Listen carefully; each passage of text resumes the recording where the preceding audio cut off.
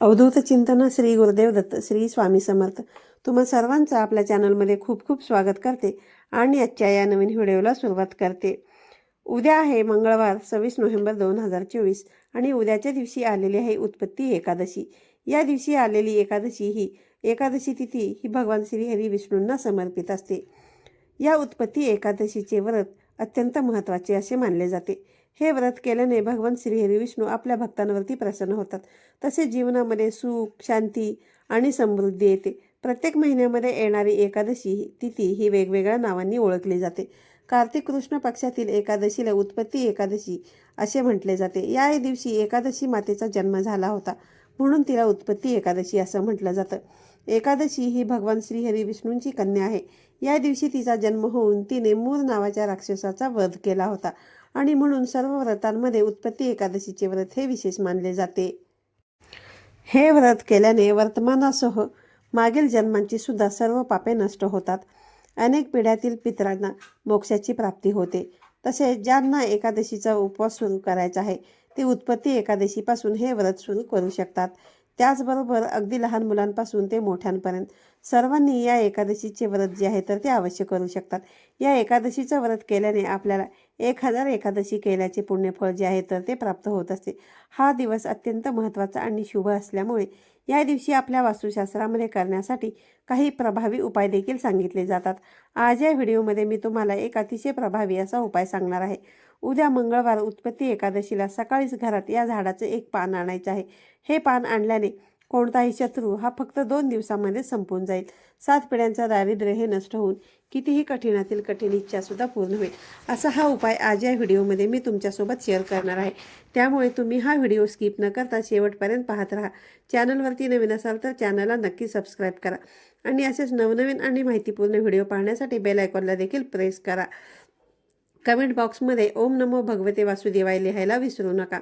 तर हा उपाय उद्या सकाळी तुम्हाला 12 वाजण्याच्या अगोदर करायचा आहे.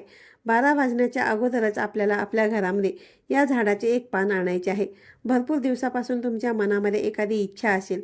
प्रत्येकाच्या मनामध्ये बघा इच्छा असतातच.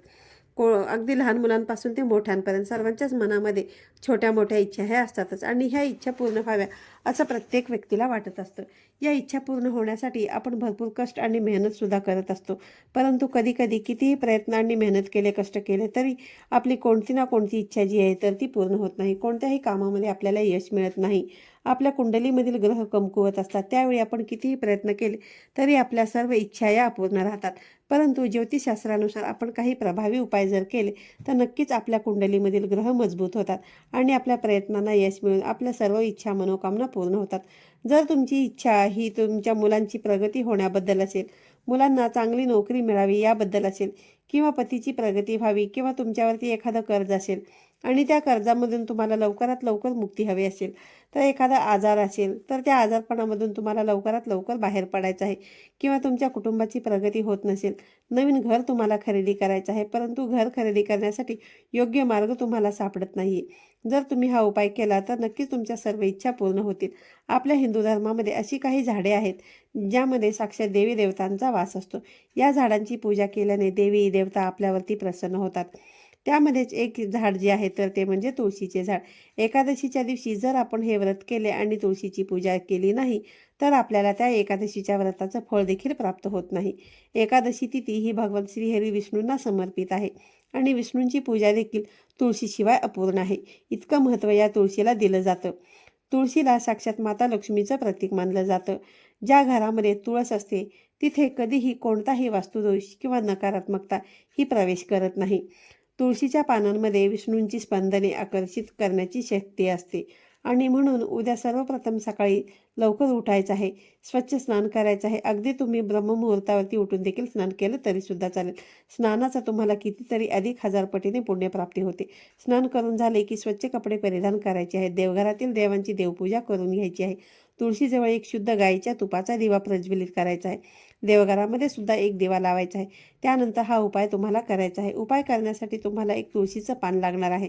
म्हणून हे पान तुम्ही जर आज तोडलेलं नसेल तर मग उद्या तुम्ही ज्या ठिकाणी फुलं वगैरे भेटतात त्या ठिकाणी अगदी तुम्हाला सहजपणे हे तुळशीचं पान जे आहे तर ते मिळून जाईल, किंवा तुळशीच्या खाली गळून पडलेले पानं देखील असतील तरी ती सुद्धा तुम्ही घेऊ शकतात. किंवा बघा तुळशी जी आहे ना तर ती कधीसुद्धा शिळी जी आहे तर ती मानली जात नाही.